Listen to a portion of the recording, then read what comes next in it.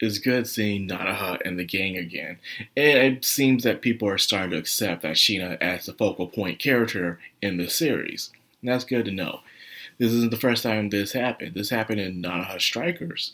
In a way, it kind of really started in the first series. It seems like there's always that one character that's focused on mainly within the Nanaha series each season. First it was Fate, then it was Hayate, and then it was Subaru, Vivio, and even with Forces. I can't remember who was supposed to be with Forces, but it was someone. Even the Vivio show, it started to focus on one of the characters as well. It's just a traditional thing that they do. They have to give that point perspective. So when they show in a legend, it gives it more of a respect towards the main character. Then Sheena acts exactly the way you expect. You see someone out in a dangerous field. You don't want to see a child there in the middle of a place where there's tons of dangerous creatures willing to eat you up and whatever they will do. Because who knows, they might capture you and just hold you in for storage to feed their young. That's how creatures do sometimes, man. You don't know when you're going to die or get eaten out there, man. Wildlife is very cruel. But anyways, Naha is a magical girl. And most of the times when it comes to magical girls, they're like superheroes. They keep their identity a secret and stuff like that. They have their antagonists of the week. They transform and defeat the creature, and then they go about their daily lives until the next week. That's just how it usually is until the main plot finally kicks in towards the end of the season. That's the formula. Nanaha did that formula in the first season. After that, they stopped doing that formula and said, let's do more story-driven focus plots from now on, with eyes and then further up, down the road. So this, she no longer sees herself, I guess, as a magical girl in a way, even though it's in the title. She sees herself pretty much as a mage. And I'm guessing magic does not exist in Sheena's world. It's very science fiction, Sheena's world is. No magic. So in this world, you have extremely hi-fi science in there. And then you also have magic as well. But the magic, in a way, it coordinates with the science fiction very well. Just look at Nana's staff in Raising Heart. It's kind of like a theory they do with Marvel, where magic is just a science that's really hard to explain for most people. That could be it right there, But anyways, I'm talking about this too much. She's trying to shoo Nana away. Because, you see this little girl out there, like, you need to go, shoo, is that a place for you?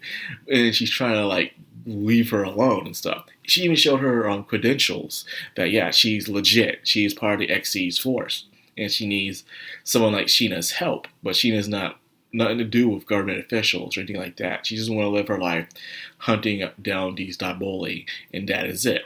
But Nanaha is being very persistent. Nanaha has always been a persistent character. Very politely, If she wants something out of you or has a goal, she will do it no matter what. She is that headstrong.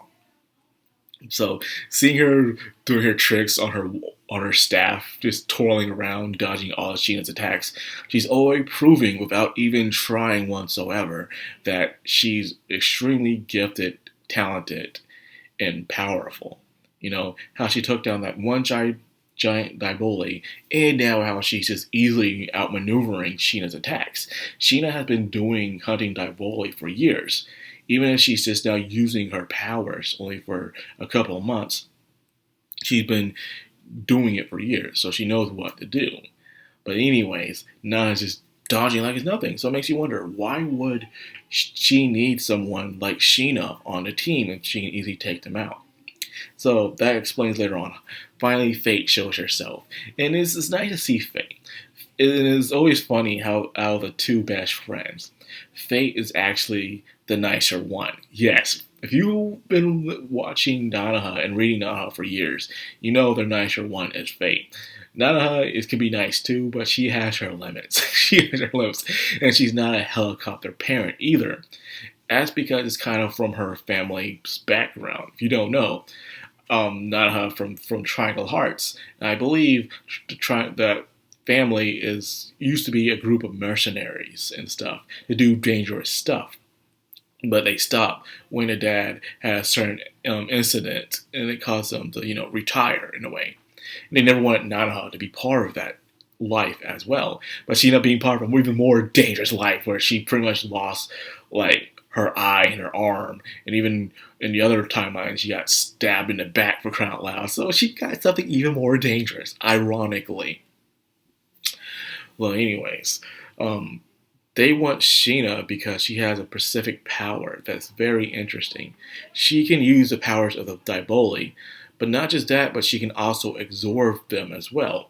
The best thing you can do is absorb them. So when other Daiboli eat each other, they get stronger and they get bigger to the point they can reproduce and spread across the planet extremely fast, causing it to be almost uninhabitable. I bet there's places that humans have yet be able to go back to for the increasing number of Daiboli, especially the larger ones out there. So you can only imagine the ones that are just freaking huge and just eggs after eggs after eggs, and not a lot of the normal firepower can deal with them. So they need something special, a hybrid. And that's where it comes in case. So anyways, they finally go to their HQ. She's been convinced. And you see Hayate. For some reason, Hayate's... I don't know why. Hayate's age is classified. And if you ask me, she looks taller than the other two girls. Is this just me, or I don't remember Hayate being that tall? And why is her age classified? They're keeping something from us that they don't want us to know, but what's going on with Hayate? Why does she look older? And how come she is a director at a young age, but we don't know her age? This is the biggest mystery right now I'm seeing in this episode. Because she's supposed to be around the same age of Nanaha and Fate, but she's complete. She's just out there leading stuff. It seems like no matter what timeline, Hayate is always in charge. And that is because of the past events in Season 2, where one of the guys that caused her catastrophe felt indebted to her, so it starts to help her out from the side indirectly. So that's how she's able to get that reach, because the person that's helping her is in the high places. But anyways, the thing is that they're from another planet, and they create a task force that's only limited of time that they can be there on that planet to help stop the force. So by the time limit is up, they can't leave. So they want to gather people who can help them out. So if they don't succeed, they'll at least have a group that can branch out and establish themselves there because they are residents in order to stop the force at hand. So that's why they want Sheena there, and also her ability to absorb the Daiboli as well, recharging herself. But I'm guessing it's also making her stronger. Remember, when Daiboli eats other Daiboli, they get stronger. So I'm guessing that is what's happening. She's getting herself stronger as time goes by. Each one she absorbs with flames. So she finally accepts the offer, and now she lives at a dormitory. Now, the second half of this episode is we see the secondary main characters, and they're Daiboli hunters. They're hunters who also have the abilities. So the man that attacked in last episode, Sheena and her sister, Setsuna, turns out he wasn't really a Daiboli. He was a man that was using a drug that gave him the powers of a Daiboli. So that's what happened. But he started to act on instinct extremely. So it turns out most people who use this drug, they lose their sense of self, whether it's their memories, their humanity, and they become total creatures with a vessel from the outside that looks like a human. So that explains a lot. So, however, there are people like Sheena, for some reason, can... This is just Chainsaw Man. It's Chainsaw Man. I'm thinking about it. It's freaking Chainsaw Man. You have people who are out there who are devils, and they come from hell, and they're very strong. Then you have the ones where the devil's very weak, but they possess a human, but then become a fiend. And then you have the hybrids, where a piece of the devil is inside of the human. So they're still human, but they have the piece of the devil, and it gives them the powers, where they can live and pretty much be immortal and live for a very long time and gain their powers. So in a way, the Daiboli thing is like Chainsaw Man. Like, I just realized that. Yeah. Oh god, Chainsaw Man. the way it ended. But anyways, I'm not here to talk about that. They're hunting down these specific people for some reason. And it turns out they're part of an organization that's been doing a lot of illegal stuff, having restaurants and smuggling drugs to give people powers as Diboli, and also restaurants where they can eat human meat, or is it Diboli meat? I don't know. They weren't very specific, but it's showing that they're not going to be holding your hand this series. There is blood, there is gore, there is slaughter. I'm like, that's what I'm talking about. Naha always had blood, but not to that extent. In a way, even in Strikers, it wasn't that bad. But in the movies, Detention and Reflection, there was blood. Heck, there was an entire freaking genocide that happened in one of the movies, still showing a flashback where the government just came in and just started shooting everybody up and stuff. So they're not going to baby you with this series, which I say thank goodness. I like that very much. But at the same time, it won't be too edgy. But anyways, these group of people are hunting down people who have Diboli abilities. And guess who else has a Diboli ability? Sheena. So they're already doing a build-up where these two will eventually meet and they will fight. And their ideals will clash to see who is right. As it should be. So that was episode 2. I enjoyed it. It was great. I enjoyed the opening. The opening, even the outro was good. The Naha series always has good intros. Outros, they be nice, but I can't jive with them sometimes.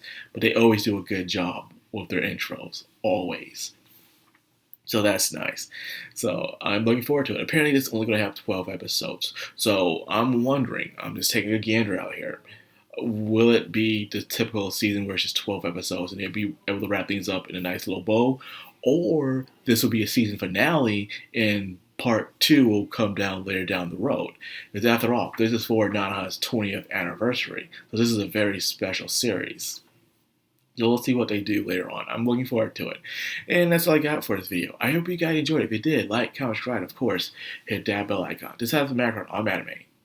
Signing out.